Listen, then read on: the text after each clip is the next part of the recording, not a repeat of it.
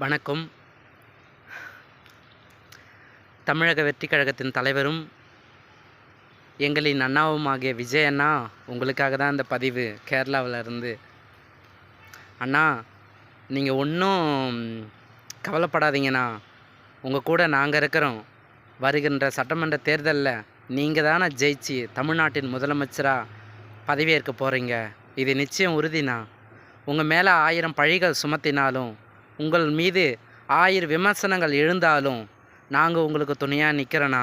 நிச்சயமாக வெற்றி நிச்சயம்ண்ணா. உங்கள் ஸ்டைலில் சொல்லப்போனால் உங்கள் கூட இருக்கிறவங்களே இன்றைக்கி ஒரு சில பேர் ஆப்போசிட்டாக மாறி போகிறாங்க.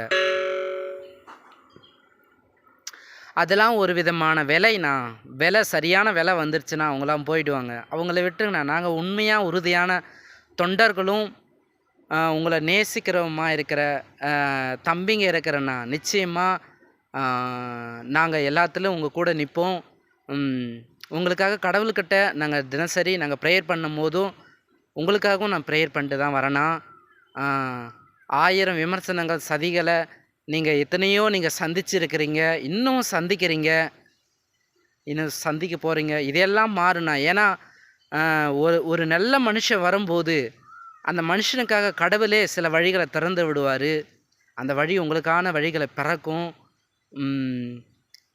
அப்புறம் இன்னொரு விஷயம் சொல்லணுன்னா, நீங்கள் கொடுத்த திட்டங்களை குறித்து ஒரு சில பேர் தவறான கருத்தை பரப்புகிறாங்க. அதில் எனக்கு உடன்பாடு இல்லை.